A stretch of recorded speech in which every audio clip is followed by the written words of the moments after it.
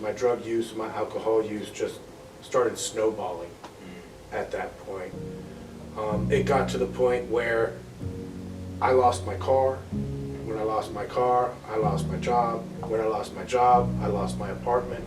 And I ended up homeless. We are all UNC students, and we're part of an organization called NCPIRG. It's called North Carolina Public Interest Research Group, and we're kind of centered around focusing in on the issues that the community is passionate about. Specifically, we're part of the End Hunger and Homelessness campaign. And for this specific project, our focus is to amplify the voices of those who find themselves here at Durham Rescue Mission and other organizations.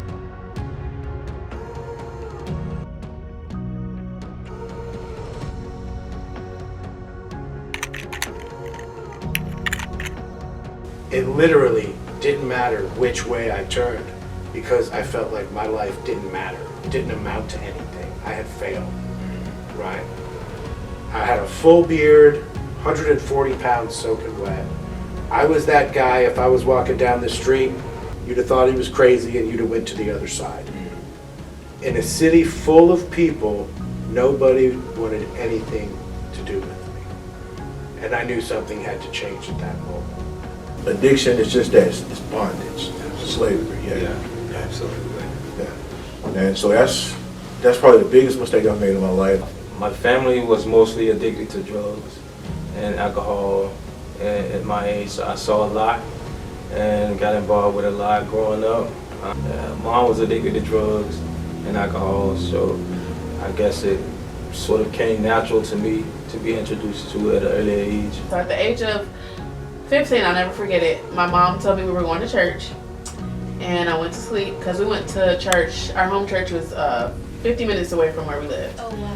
So my mom told me we were going to church, and I got dressed and I got ready for church, and I went to sleep, and I woke up and we were at this house that I did not recognize. Oh my God.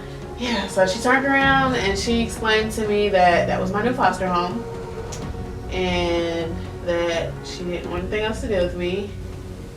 No matter the background that you're from, temptation is going to find you. You know, life and its thrills are going to come knocking on your door. No matter how structured of a family that you come from. We met other people going out to the clubs and things, and ended up experimenting a lot of drugs. And from the time I was about 23 or 24 until I was about 36, my life just spiraled out of control.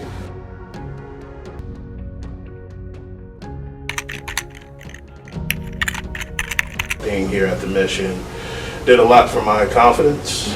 I didn't have that much confidence coming in. When I got here, I seemed to have a whole village trying to lift me up.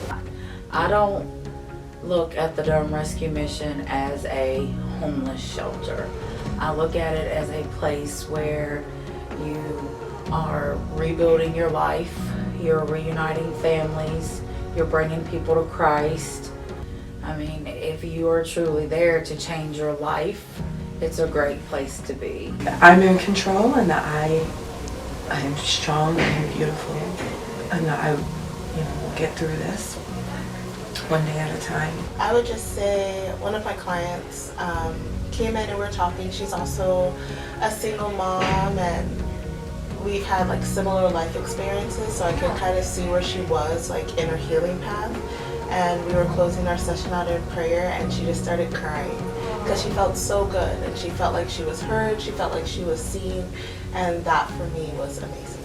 Just as you are, like, we love you. Please come sit with us, come laugh with us, like, come worship with us. Well, I'm not gonna lie, I was kind of hesitant about coming to the Durham Rescue Mission, just based off of what other people had told me.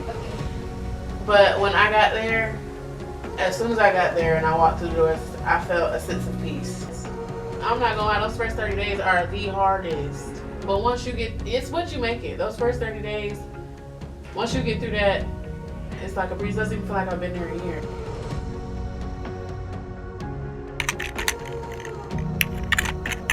I want to be able to follow my dreams and be a good family man. Well, I've always loved to cook, so they actually have a culinary arts program that I'm interested in is going to be starting about a month after I graduate.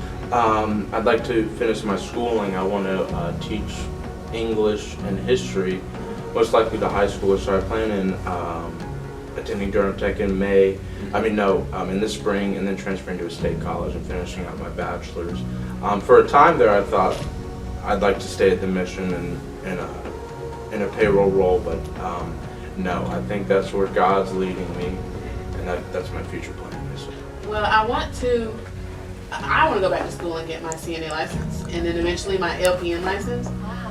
But I think God has called me to do something in the educational field, because right now I am assistant daycare director at the Durham Rescue Mission. That's amazing. So you get to work with kids. Yes, all day. And I love it. I love children. Not so much the parents sometimes, but I love children, and I feel like that's my calling right now. So I want to go back to school and look into getting certifications. I want to start my own daycare. It felt just like a godly place. Like, this is where I should be right now. Just sit my tail still right here. So when I got here, I sat still for a minute, and I heard about the Victory Program. I joined the Victory Program and got closer to God. Learned a little bit more about myself, and I've been clean for a year and 6 months. And thank you. And to further my education, I'm trying to get my GED, and for the future, I'm planning on going to Bible college. Tell you a little bit about the Durham Rescue Mission, what I've done since I've been here. Part of the Durham Rescue Mission is they allow you to sit still and achieve goals, to check off those boxes of things you need to do. I started working with them in the adult education program. This is a working mission, so if you're not working for the mission, you're working for employment, outside employment, and you're getting paid. What can I do better today than I did yesterday? It can be the smallest thing, from getting up and making your bed and reading a self-help book, or something that's going to better yourself. Because this place right here is actually it really helps a lot of people, and it really saved my life. For me personally, it was having people always cheering me on. I didn't have that much growing up.